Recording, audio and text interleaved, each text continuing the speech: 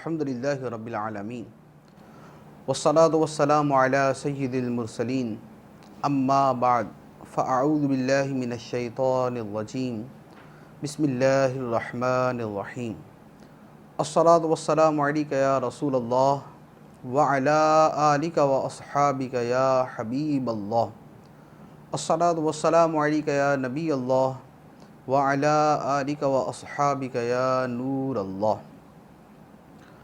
سرکار مدینہ راحت قلب و سینہ صلی اللہ تعالی علیہ وآلہ وسلم کا فرمان عالی شان ہے، جس نے مجھ پر ایک مرتبہ درود پڑھا اللہ عز و جل اس پر 10 رحمتیں نازل فرماتا ہے، اس کے 10 گناہ معاف فرما دیتا ہے اور اس کے 10 درجات بلند کر دیتا ہے۔ صلو علی الحبیب صلی اللہ تعالی علی محمد صلی اللہ علیہ وسلم۔ فیضان قرآن کے آج کے اس سلسلے میں ہم سورہ انعام کی آیت نمبر 133 سے فیضان قرآن کا درس سنیں گے۔ اللہ عز و جل ارشاد فرماتا ہے، بسم اللہ الرحمن الرحیم، وَرَبُّكَ الْغَنِيُّ ذُو الرَّحْمَةِ إِن يَشَأْ يُذْهِبْكُمْ وَيَسْتَخْلِفْ مِن بَعْدِكُم مَّا يَشَاءُ كَمَا أَنشَأَكُم مِّن ذُرِّيَّةِ قَوْمٍ آخَرِينَ۔ اور اے حبیب، تمہارا رب بے پرواہ ہے، رحمت والا ہے۔ اے لوگو، اگر وہ چاہے تو تمہیں لے جائے اور جسے چاہے تمہاری جگہ لے آئے، جیسے اس نے تمہیں دوسرے لوگوں کی اولاد سے پیدا کیا۔ اس آیت مبارکہ میں اللہ عز و جل نے ارشاد فرمایا کہ اللہ تعالی غنی ہے، بے پرواہ ہے، اسے دنیا جہان میں کسی کی کوئی پرواہ نہیں۔ تمہارا ایمان قبول کرنا، تمہارا نیک اعمال کرنا، ان تمام چیزوں کا فائدہ تمہیں ہے، اللہ عز و جل کو اس کا کوئی فائدہ نہیں۔ اللہ تعالیٰ اس سے فائدہ اٹھانے سے پاک ہے، تو تمہارا ایمان و عمل تمہیں فائدہ دے گا، اللہ تبارک و تعالیٰ کو کوئی فائدہ نہیں دے گا۔ اگر تم اس کی عبادت نہ کرو اور اگر تم اس پر ایمان نہ لاؤ تو اس کی شان تو یہ ہے کہ اگر وہ چاہے تو تم سب کو فنا کر دے اور تمہیں ختم کر کے تو اور نسلوں کو اور قوموں کو پیدا کر دے جو تمہاری جگہ آ جائیں۔ جیسے تم دوسروں کی جگہ پر آئے، پہلی قومیں ختم ہوتی گئی، لوگ مرتے گئے، نسل در نسل ہوتے ہوتے تم آ گئے، تو اسی طرح تم ختم ہو جاؤ اور اللہ تبارک و تعالیٰ تمہاری جگہ اور لوگوں کو لے آئے اور اقوام کو لے آئے۔ تو اللہ تعالیٰ کی شان تو یہ ہے، لہذا تمہارا ایمان و عمل اللہ تعالیٰ کو کوئی فائدہ نہیں دے گا بلکہ تمہیں ہی فائدہ دے گا۔ پھر فرمایا، انما توعدون لآت وما انتم بمعجزین، بے شک جس کا تم سے وعدہ کیا جاتا ہے وہ ضرور آنے والی ہے اور تم اللہ کو عاجز نہیں کر سکتے۔ فرمایا کہ جس کا تم سے وعدہ کیا جاتا ہے وہ آنے والی ہے، وہ ساعت، وہ گھڑی، وہ وقت، وہ شے آنے والی ہے جس کا تم سے وعدہ کیا جاتا ہے۔ اب وہ کیا ہے؟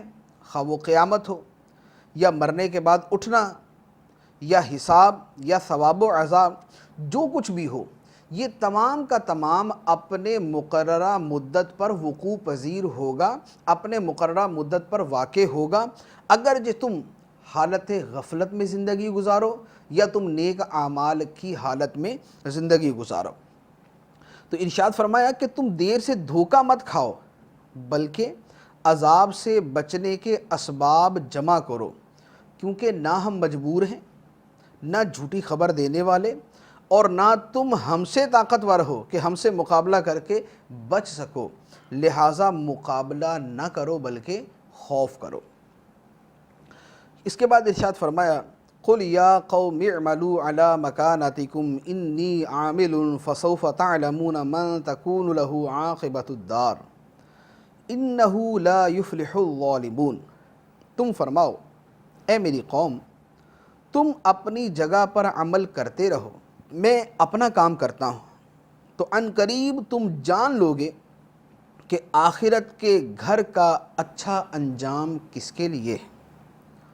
سرکار دو عالم صلی اللہ علیہ وآلہ وسلم سے ارشاد فرمایا گیا کہ جو لوگ آپ کی اطاعت اختیار نہیں کر رہے، آپ ان سے ارشاد فرمائیں کہ اے لوگو، تم اپنی جگہ عمل کرتے رہو، میں اپنی جگہ عمل کر رہا ہوں، اور اب ان قریب دیکھیں گے کہ آخرت کا اچھا گھر کس کے لیے ہے، میرے لیے یا تمہارے لیے؟ تو یقیناً آخرت کا اچھا گھر تو اللہ عز و جل کے پیارے رسول صلی اللہ علیہ وآلہ وسلم اور ان کے فرما برداروں کے لیے ہے۔ یہاں پر کافروں کو یہ انداز مخاطب جو ہے یہ اصل میں زجر و توبیخ ہیں کہ اگر تم تسلیم نہیں کرتے تو پھر تم اپنی جگہ پر عمل کرتے رہو، میں تمہیں اسلام قبول کرنے پر مجبور نہیں کرتا، ہاں یہ تو میں کہتا ہوں کہ ایک وقت آئے گا کہ جب تمہارے اور میرے انجام کا فیصلہ ہوگا۔ پھر اس کے بعد اللہ عز و جل نے مشرکوں کے بہت سارے اعمال بیان فرمائے۔ ارشاد فرمایا وَجَعَلُوا لِلَّهِ مِمَّا ذَرَأَ مِنَ الْحَرْثِ وَالْأَنْعَامِ نَصِيبًا فَقَالُوا هَذَا لِلَّهِ بِزَعْمِهِمْ وَهَذَا لِشُرَكَائِنَا فَمَا كَانَ لِشُرَكَائِهِمْ فَلَا يَصِلُ إِلَى اللَّهِ وَمَا كَانَ لِلَّهِ فَهُوَ يَصِلُ إِلَى شُرَكَائِهِمْ سَاءَ مَا يَحْكُمُونَ۔ اور اللہ نے جو کھیتی اور مویشی پیدا کیے ہیں یہ مشرک ان میں سے ایک حصہ اللہ کے لیے قرار دیتے ہیں، پھر اپنے گمان سے کہتے ہیں کہ یہ حصہ تو اللہ کے لیے ہے اور یہ ہمارے شریکوں کے لیے ہے، تو جو ان کے شریکوں کے لیے ہے وہ تو اللہ تک نہیں پہنچتا، اور جو اللہ کے لیے ہے وہ ان کے شریکوں کو پہنچ جاتا ہے۔ کتنا برا یہ فیصلہ کرتے ہیں۔ یہاں زمانہ جاہلیت کے مشرکین کا ایک طریقہ بیان کیا گیا۔ مشرکوں کا طریقہ یہ تھا کہ اپنی کھیتیوں اور اپنے مویشیوں میں بتوں کے لیے اور اللہ کے لیے حصے مقرر کرتے ہیں کہ یہ حصہ اللہ کے لیے، یہ حصہ ہمارے بتوں کے لیے، جھوٹے معبودوں کے لیے، اور بقیہ ہمارے استعمال کے لیے، یعنی گویا 3 حصے کیے، ایک حصہ اپنے لیے رکھ لیا اور پھر جو معبود کے لیے حصہ رکھا اس کے 2 حصے کر دیے، ایک حصہ اللہ کے لیے اور ایک اپنے بتوں کے لیے کر دے۔ اب اس میں پھر یہ کرتے کہ جو حصہ اللہ کے لیے ہوتا اسے تو مسافروں پر، غریبوں پر خرچ کر دیتے، اور جو حصہ بتوں کے لیے ہوتا اسے صرف بتوں کی دیکھ بھال اور اس کے خاص پجاریوں پر خرچ کیا جاتا۔ دوسری بات یہ کہ جب یہ حصے تقسیم کرتے اگر اللہ تبارک و تعالیٰ کے لیے رکھے ہوئے حصے میں سے کوئی حصہ بتوں کے حصے میں چلا جائے تو اسے چھوڑ دیتے، اور اگر بتوں کے لیے رکھے ہوئے حصے میں سے کچھ حصہ اللہ عز و جل والے حصے میں چلا جائے تو پھر اسے واپس دوبارہ بتوں کے حصے میں ڈال دیتے۔ تو اللہ عز و جل نے اس کے بارے میں ارشاد فرمایا کہ انہوں نے، اللہ نے جو کھیتی اور مویشی پیدا کیے ہیں یہ مشرک ان میں سے ایک حصہ اللہ کے لیے قرار دیتے ہیں، پھر اپنے گمان سے یہ کہتے ہیں کہ یہ حصہ تو اللہ کے لیے اور یہ ہمارے شریکوں کے لیے ہے۔ تو اللہ عز و جل نے ارشاد فرمایا کہ جو ان کے شریکوں کے لیے ہے وہ تو اللہ تعالیٰ تک نہیں پہنچتا، اور جو اللہ کے لیے ہے وہ ان کے شریکوں کو پہنچ جاتا ہے۔ تو اب خلاصہ کلام ارشاد فرمایا ساء ما یحکمون، کتنا برا یہ فیصلہ کرتے ہیں، ان کی یہ تقسیم، ان کا یہ انداز، ان کی زندگی کہ یہ فیصلے کس قدر احمقانہ ہے کہ ان کی جہالت انتہا درجے کو پہنچی ہوئی کہ خالق حقیقی اور منعم حقیقی کے عزت و جلال کی انہیں ذرا پرواہ نہیں، اور ان کی عقل کا فساد یہاں تک پہنچ چکا کہ بے جان اور بے بس بتوں کو خالق حقیقی اور زمین و آسمان کے مالک کے برابر ٹھہرا دیا۔ کہاں اللہ عز و جل کی ذات مبارکہ کہ جو آسمان و زمین کی خالق بھی ہے، مالک بھی ہے، جو اولین و آخرین سب کو پیدا کرنے والی بھی ہے اور سب کو روزی دینے والی بھی ہے، کہاں وہ عظمت والی ذات، اس کے برابر انہوں نے کس کو ٹھہرایا؟ ان پتھر کے، مٹی کے، آٹے کے بنے ہوئے بتوں کو کہ جو بے بس ہیں، لاچار ہیں، مجبور ہیں، جو ایک ذرہ برابر چیز کے مالک نہیں۔ تو فرمایا ساء ما یحکمون، کتنا برا یہ فیصلہ کرتے ہیں۔ اس کے بعد ارشاد فرمایا وَكَذَلِكَ زَيَّنَ لِكَثِيرٍ مِّنَ الْمُشْرِكِينَ قَتْلَ أَوْلَادِهِمْ شُرَكَاؤُهُمْ لِيُرْدُوهُمْ وَلِيَلْبِسُوا عَلَيْهِمْ دِينَهُمْ وَلَوْ شَاءَ اللَّهُ مَا فَعَلُوهُ فَذَرْهُمْ وَمَا يَفْتَرُونَ۔ اور یوں ہی بہت سے مشرکوں کی نگاہ میں ان کے شریکوں نے اولاد کا قتل عمدہ کر دکھایا ہے تاکہ وہ انہیں ہلاک کریں اور ان کا دین ان پر مشتبہ کر دیں، اور اگر اللہ چاہتا تو وہ ایسا نہ کرتے، تو تم انہیں اور ان کے بہتانوں کو چھوڑ دو۔ آیت مبارکہ میں فرمایا کہ مشرکین کے جھوٹے خداؤں نے ان کے لیے ان کی اولاد کے قتل کرنے کو عمدہ بنا دیا، عمدہ کر دکھایا۔ تو بیسیکلی مشرکین کے جھوٹے معبودوں نے نہیں، بلکہ جن شیاطین نے ان معبودوں کی طرف انہیں گمراہ کیا، ان معبودوں کی طرف لے کر گئے اور ان کے دین کو ان پر بدل دیا، انہوں نے ان کی نگاہ میں اس کو مزین کر دیا اور خوشنما بنا کے دکھا دیا کہ تم اپنی مؤنث اولاد کو قتل کرو، بچیاں پیدا ہو، لڑکیاں پیدا ہو تو تم ان کو قتل کر دو۔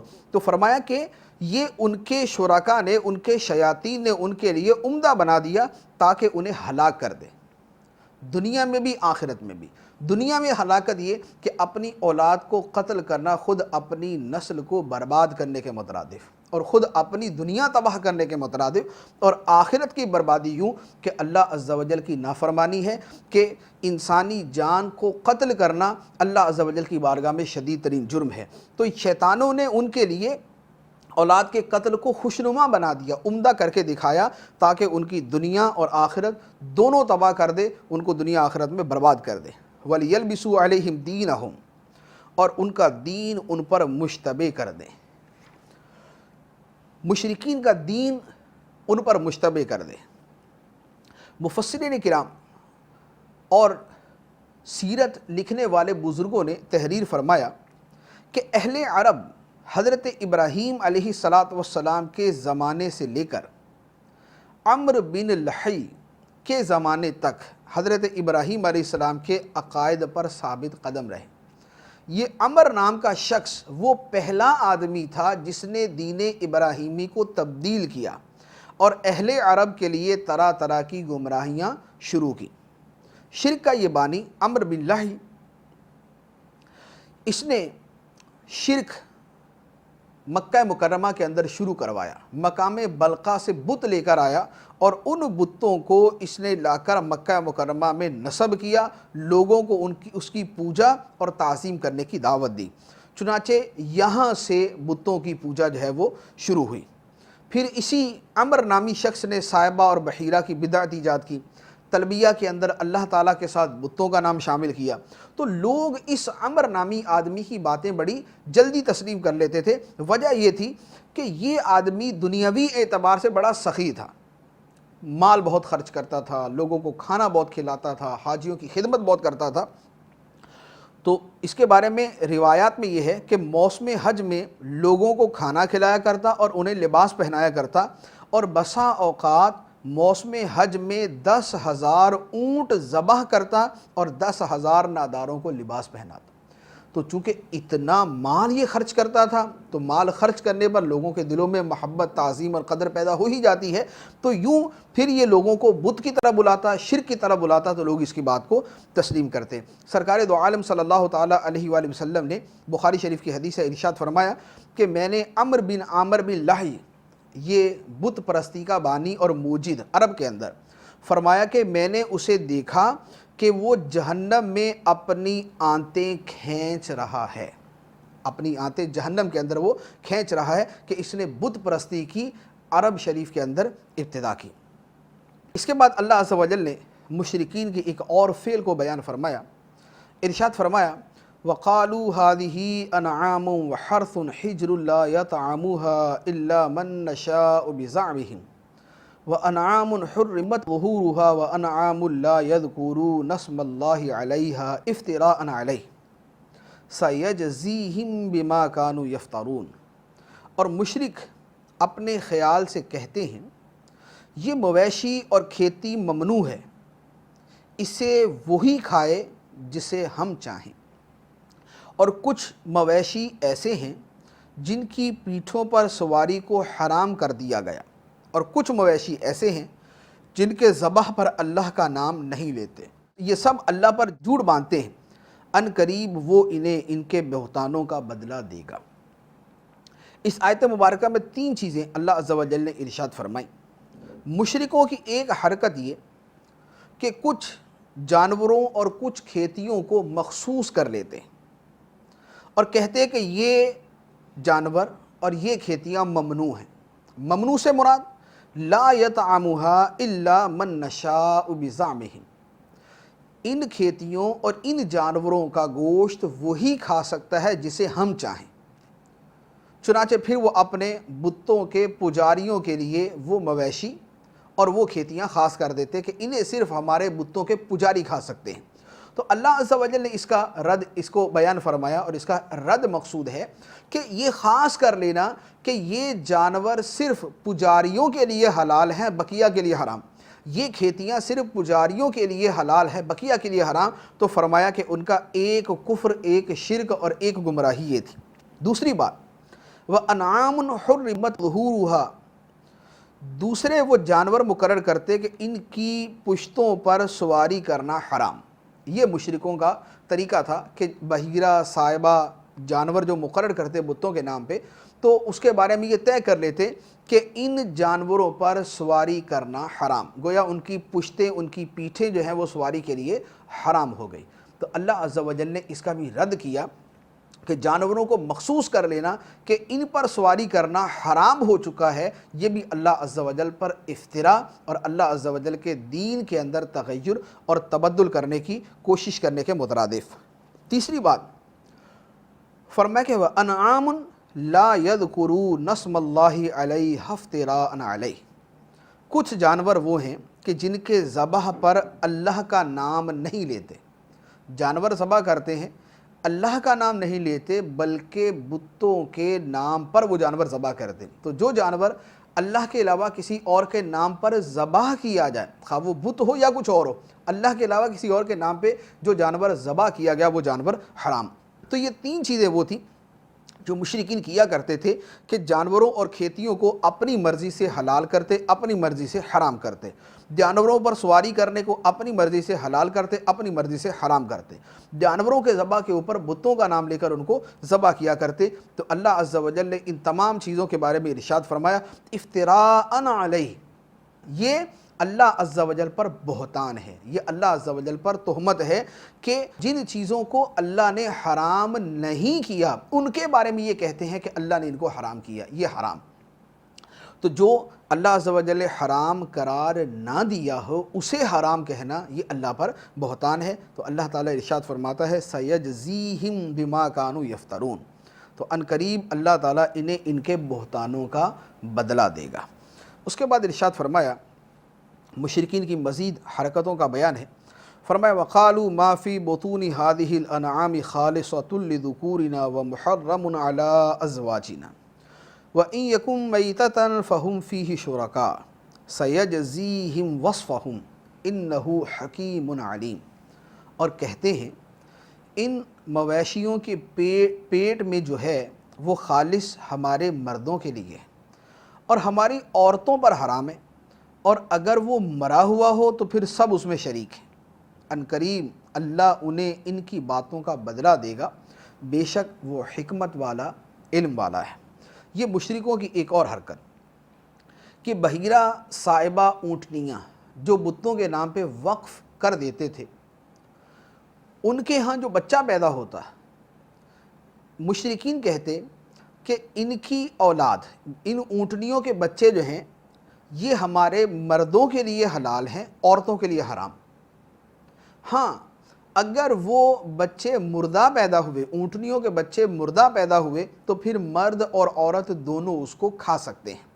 تو اب یہ جو ایک خاص قسم کی تقسیم کہ مرد کھا سکتے ہیں، عورتیں نہیں کھا سکتی، دوسرے نمبر پہ اگر مردہ پیدا ہو تو مرد عورت دونوں کھا سکتے ہیں، تو یہ سارے کے سارے جو مسائل تھے یہ انہوں نے اپنے دل سے گھڑے ہوئے تھے اور شریعت کے خلاف گھڑے ہوئے تھے اور حلت و حرمت اپنی طرف سے بیان کی ہوئی تھی۔ تو اللہ عز و جل نے اس کے بارے میں ارشاد فرمایا سَيَجْزِيهِمْ وَصْفَهُمْ، ان قریب اللہ انہیں ان کی باتوں کا بدلہ دے گا۔ انہو حکیم علیم، بے شک وہ حکمت والا ہے، علم والا ہے۔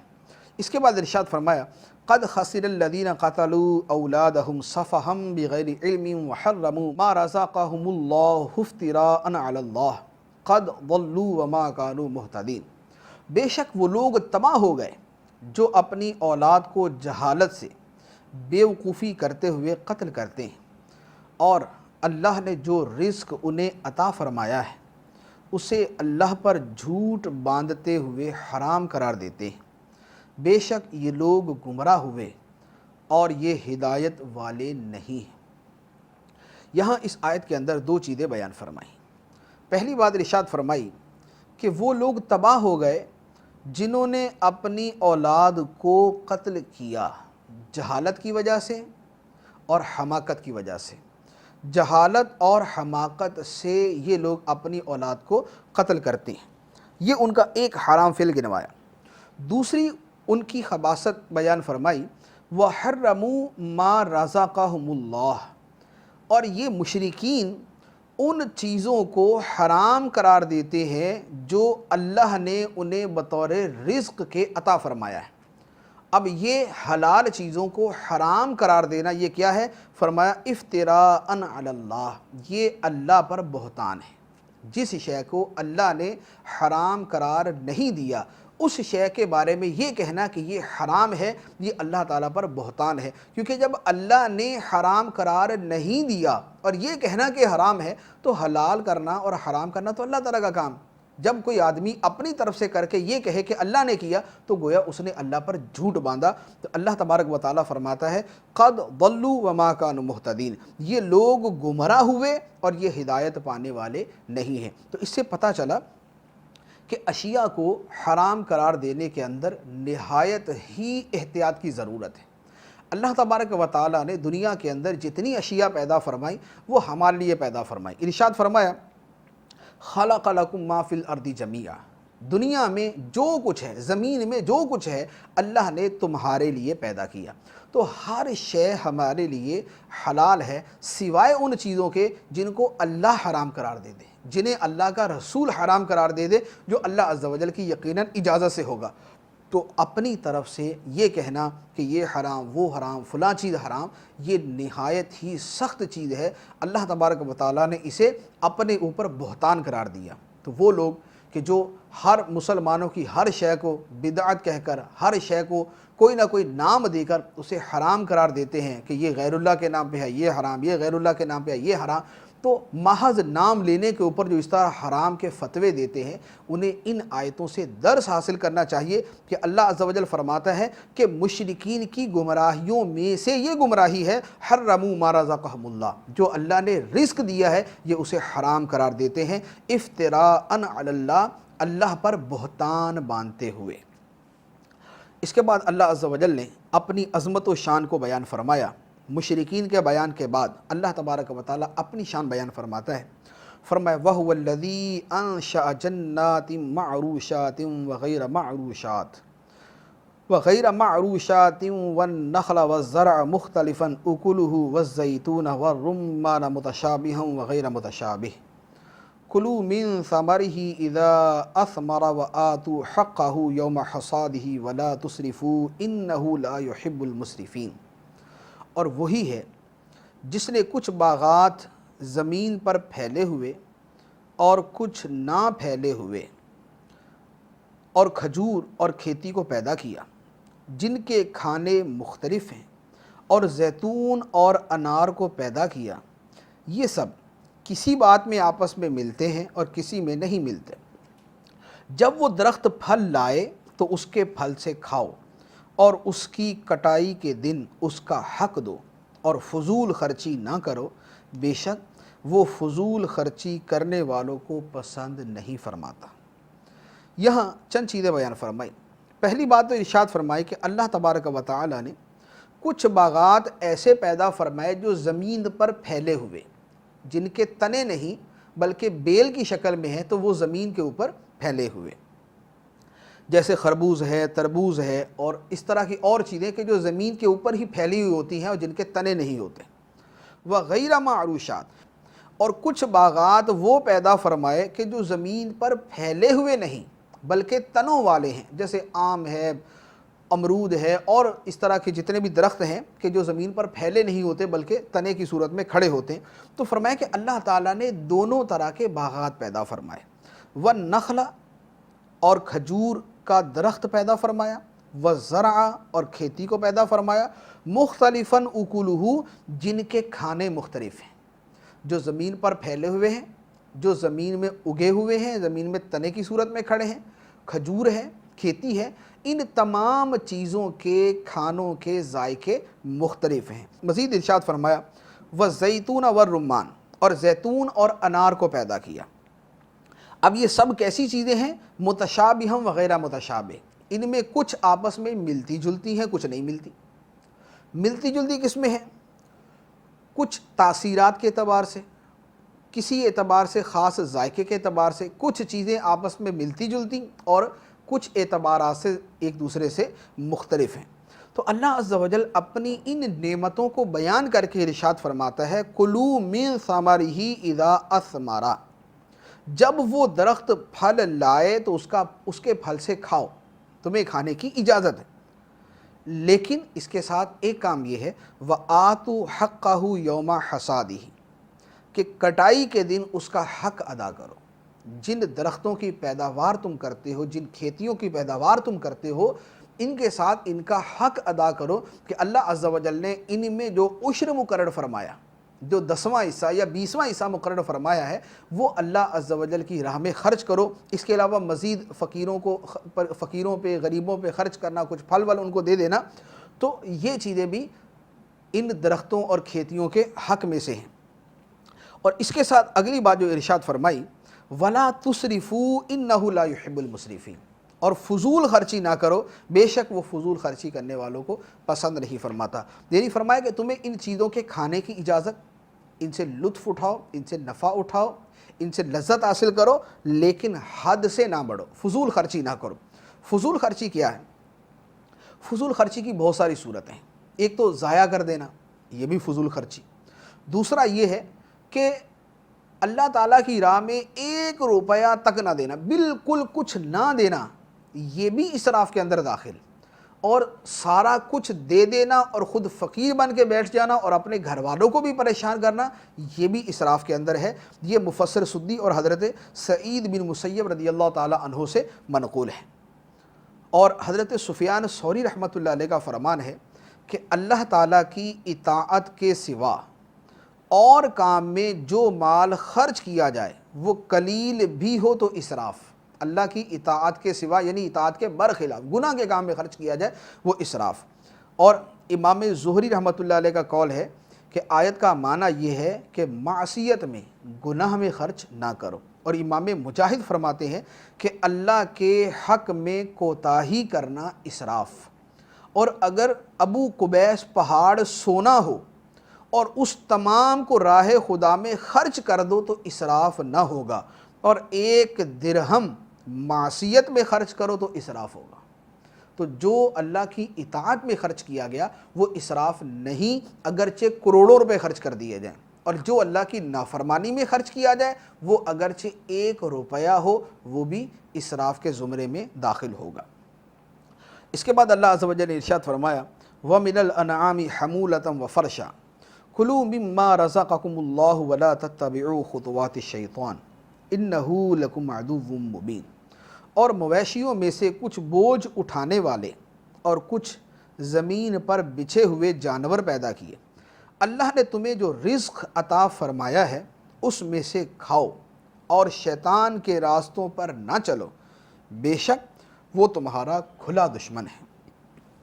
اللہ تعالیٰ نے 2 طرح کے جانور پیدا فرمائے، کچھ بڑے جو بوجھ لادنے اور بار برداری کے کام آتے ہیں جیسے اونٹ، خچر، گھوڑے، اور کچھ وہ جانور جو زمین پر بچھے ہوئے یعنی چھوٹے قد کے جانور ہیں جیسے بکری اور اس طرح کے کہ جو بوجھ لادنے کے قابل نہیں۔ تو اللہ تعالیٰ نے فرمایا کہ ان میں جو حلال ہیں وہ کھاؤ، اور اہل جاہلیت کی طرح اللہ کے حلال کردہ کو حرام نہ قرار دو، اور کسی بھی کام کے اندر شیطان کے نقش قدم پر نہ چلو، وہ تمہارا کھلا دشمن ہے۔ اس کے بعد ارشاد فرمایا ثمانیۃ ازواج من الضأن اثنین ومن المعز اثنین قل آذکرین حرم ام الانثیین ام اشتملت علیہ ارحام الانثیین نبئونی بعلم ان کنتم صادقین ومن الابن اثنین ومن البقر اثنین قل آذکرین حرم ام الانثیین ام اشتملت علیہ ارحام الانثیین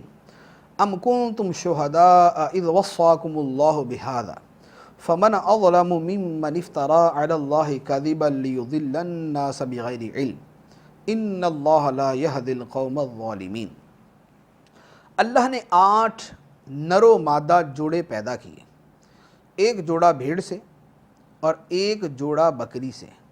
تم فرماؤ کیا اس نے دونوں نر حرام کیے یا دونوں مادہ، یا وہ جسے دونوں مادہ جانور پیٹوں میں لیے ہوئے ہیں؟ اگر تم سچے ہو تو علم کے ساتھ بتاؤ۔ اور اللہ نے نر اور مادہ کا ایک جوڑا اونٹ سے اور ایک جوڑا گائے سے پیدا فرمایا۔ تم فرماؤ کیا اس نے دونوں نر حرام کیے یا دونوں مادہ، یا وہ جسے دونوں مادہ جانور اپنے پیٹوں میں لیے ہوئے ہیں؟ کیا تم اس وقت موجود تھے جب اللہ نے تمہیں یہ حکم دیا؟ تو اس سے بڑھ کر ظالم کون جو اللہ پر جھوٹ باندھے تاکہ لوگوں کو اپنی جہالت سے گمراہ کرے۔ بے شک اللہ ظالموں کو ہدایت نہیں دیتا۔ اس آیت مبارکہ میں اہل جاہلیت کی ایک حرکت کو وضاحت کے ساتھ بیان فرمایا۔ بنیادی طور پر تو ہر جانور کا جوڑا ہوتا ہے، ہر جانور کے اندر مادہ نر اور مادہ جوڑا موجود ہوتا ہے، لیکن چونکہ اہل عرب کے سامنے 8 قسم کے جوڑے تھے، یعنی 4 جوڑے جن کے 8 نر اور مادہ بنتے ہیں، ایک بھیڑ مینڈا اور بھیڑ، دوسرا بکرا اور بکری، تیسرا گائے اور بیل، چوتھا اونٹ اور اونٹنی۔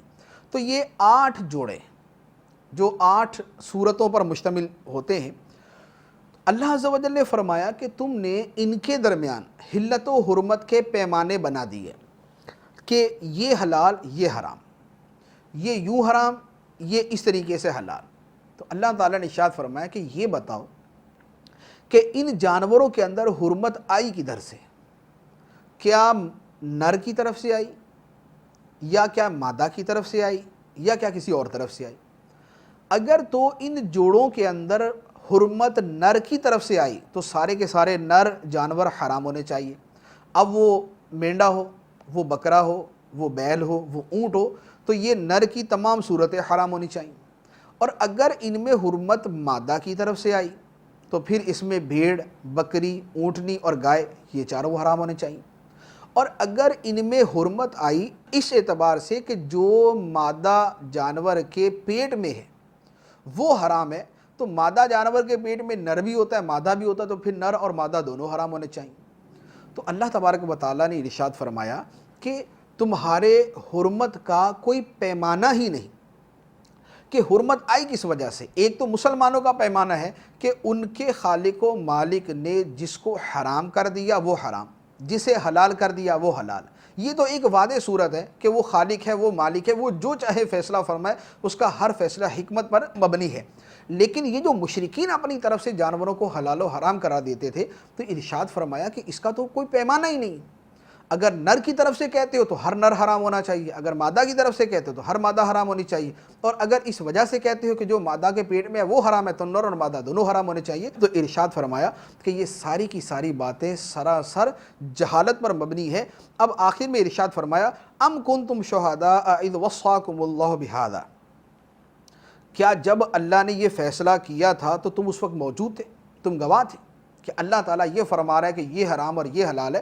تو جب تم حرمت کے وقت گواہ کے طور پر موجود نہ تھے اور اللہ تبارک و تعالیٰ نے ان کو حرام قرار دیا ہی نہیں ہے، تو یہ سراسر ظلم ہے، یہ سراسر اللہ تعالیٰ پر بہتان ہے۔ اور اللہ تعالیٰ فرماتا ہے فَمَنْ أَظْلَمُ مِمَّنِ افْتَرَىٰ عَلَى اللَّهِ كَذِبًا، تو اس سے بڑھ کر ظالم کون جو اللہ پر جھوٹ باندھے، لِيُضِلَّ النَّاسَ بِغَيْرِ علم، تاکہ لوگوں کو اپنی جہالت سے گمراہ کرے۔ اس کے بعد ارشاد فرمایا قل لا اجد فيما اوحي الي محرما على طاعم يطعمه الا ان يكون ميتة او دما مسفوحا او لحم خنزير فانه رجس او فسقا اهل لغير الله به فمن اضطر غیر باغ ولا عاد فإن ربک غفور رحیم۔ تم فرماؤ جو میری طرف وحی کی جاتی ہے اس میں کسی کھانے والے پر میں کوئی کھانا حرام نہیں پاتا مگر یہ کہ مردار ہو یا رگوں میں بہنے والا خون ہو یا خنزیر کا گوشت ہو کیونکہ وہ ناپاک ہے، یا وہ نافرمانی کا جانور ہو جس کے ذبح میں غیر اللہ کا نام پکارا گیا ہو۔ تو جو مجبور ہو جائے اور اس حال میں کھائے کہ نہ خواہش سے کھانے والا ہو اور نہ ضرورت سے بڑھنے والا، تو بے شک آپ کا رب بخشنے والا مہربان ہے۔ مشرکوں کی من مانیوں کے مقابلے میں ارشاد فرمایا کہ اے محبوب تم فرماؤ کہ جن جن جانوروں کو تم نے حرام قرار دیا وہ تو حرام نہیں، ہاں ان کے مقابلے میں جو اللہ نے مجھے وحی فرمائی ہے اس میں یہ جانور حرام، مردار کھانا، بہتا ہوا خون کھانا اور اس کا پینا، خنزیر کا گوشت کھانا یہ حرام، اور جس جانور کے ذبح پر اللہ کے علاوہ کسی اور کا نام لیا جائے، کسی اور کے نام پہ جس کو ذبح کیا جائے وہ حرام۔ ہاں اس میں بھی جو حالت مجبوری میں کھائے کہ مرنے کو پہنچ گیا، کھانے کو ہے کچھ نہیں، اب وہ اپنی خواہش سے نہیں کھا رہا بلکہ مجبوری سے کھا رہا ہے اور حد سے تجاوز نہیں کر رہا، تو فرمایا کہ اس کے لیے کھانے کی اجازت ہے۔ تو جو مشرکوں نے جانور حرام قرار دیے وہ حرام نہیں بلکہ وہ جانور حرام اور وہ چیزیں حرام ہیں جو اللہ نے حرام قرار دی۔ اس کے بعد فرمایا وَعَلَى الَّذِينَ هَادُوا حَرَّمْنَا كُلَّ ذِي ظُفُرٍ وَمِنَ الْبَقَرِ وَالْغَنَمِ حَرَّمْنَا عَلَيْهِمْ شُحُومَهُمَا إِلَّا مَا حَمَلَتْ ظُهُورُهُمَا أَوِ الْحَوَايَا أَوْ مَا اخْتَلَطَ بِعَظْمٍ ذَلِكَ جَزَيْنَاهُمْ بِبَغْيِهِمْ وَإِنَّا لَصَادِقُونَ۔ اور ہم نے یہودیوں پر ہر ناخن والا جانور حرام کر دیا اور ہم نے ان پر گائے اور بکری کی چربی حرام کر دی سوائے اس چربی کے جو ان کی پیٹھ کے ساتھ یا انتڑیوں سے لگی ہو یا جو چربی ہڈی سے ملی ہوئی ہو، ہم نے یہ ان کی سرکشی کا بدلہ دیا اور بے شک ہم ضرور سچے ہیں۔ یہاں ارشاد فرمایا، پہلے تو ارشاد فرمایا کہ مسلمانوں پر یہ حرام، اس سے پہلے فرمایا کہ مشرکوں نے ان کو حرام قرار دیا تو اللہ نے فرمایا کہ یہ حرام نہیں۔ دوسرے نمبر پہ فرمایا کہ مسلمانوں کے لیے یہ چیزیں حرام، وہ چیزیں گنوا دی۔ اب اس کے بعد فرمایا کہ ہاں یہودیوں کے اوپر اس سے بڑھ کر چیزیں حرام تھی، وہ کیا تھی؟ وہ فرمایا کہ ہر ناخن والا جانور، ناخن والے جانور سے مراد کیا ہے کہ اس کی انگلیاں ہوں، خواہ وہ درمیان سے پھٹی ہوئی ہوں جیسے کتے اور درندے کی ہوتی، یا درمیان سے پھٹی ہوئی نہ ہو بلکہ کھر کی صورت میں ہو جیسے اونٹ، شتر مرغ اور بطخ وغیرہ۔ اور بعض مفسرین نے فرمایا کہ یہاں پر بطور خاص شتر مرغ، بطخ اور اونٹ مراد ہیں کہ یہ جانور ہم نے یہودیوں پر حرام کیے۔ دوسرے نمبر پہ فرمایا کہ یہودیوں پر گائے بکری کا گوشت تو حلال تھا لیکن ان کی چربی حرام تھی، البتہ جو چربی گائے بکری کی پیٹھ میں لگی ہو یا آنت یا ہڈی سے ملی ہوئی ہو وہ ان کے لیے حلال تھی۔ اور یہودیوں کے اوپر یہ جو اضافی چیزیں حرام قرار دی اس کی وجہ یہودیوں کی سرکشی تھی، تو ان کی سرکشی کی وجہ سے ان پر یہ چیزیں حرام قرار دی گئی۔ ذالک جزیناہم ببغیہم، یہ ہم نے انہیں ان کی سرکشی کا بدلہ دیا۔ وَإِنَّا لَصَادِقُونَ، اور بے شک ہم سچے ہیں کہ یہودیوں نے ظلم کیا اور انہوں نے زیادتی کی اپنی جانوں کے اوپر جس کی وجہ سے ہم نے ان کے اوپر یہ چیزیں حرام قرار دی۔ تو یہ ان پر حرام تھی، مسلمانوں پر حرام نہیں بلکہ ہمارے لیے یہ چیزیں حلال۔ اس کے بعد اللہ عز و جل فرماتا ہے فَإِن كَذَّبُوكَ فَقُلْ رَبُّكُمْ ذُو رَحْمَةٍ وَاسِعَةٍ وَلَا يُرَدُّ بَأْسُهُ عَنِ الْقَوْمِ الْمُجْرِمِينَ۔ پھر اگر وہ تمہیں جھٹلائیں تو تم فرماؤ کہ تمہارا رب وسیع رحمت والا ہے اور اس کا عذاب مجرموں پر سے ٹالا نہیں جاتا۔ ارشاد فرمایا کہ اے محبوب ہم نے یہودیوں پر جو چیزیں حرام قرار دی اور جو حلال قرار دی اس کی آپ کو خبر دے دی، اگر یہودی آپ کو جھٹلائیں بھی تو تم فرما دو کہ تمہارا رب وسیع رحمت والا ہے، اسی لیے وہ جھٹلانے والوں کو مہلت دیتا ہے اور عذاب میں جلدی نہیں کرتا۔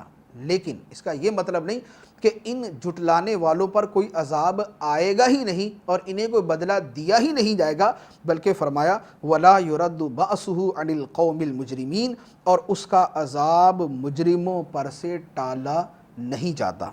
اللہ عز و جل ہمیں اپنے عذاب سے پناہ عطا فرمائے اور ہمیں اپنے احکام پر عمل کرنے کی توفیق عطا فرمائے، ہمیں حلال کھانے والا بنائے اور حرام سے بچنے کی توفیق عطا فرمائے، اور جن چیزوں کو اللہ نے حرام قرار نہیں دیا انہیں حرام کہنے اور سمجھنے سے بچے رہنے کی توفیق عطا فرمائے، اور جو ایسا کرتے ہیں اللہ تبارک و تعالیٰ انہیں ہدایت عطا فرمائے۔ آمین بجاہ النبی الامین صلی اللہ تعالی علیہ وسلم۔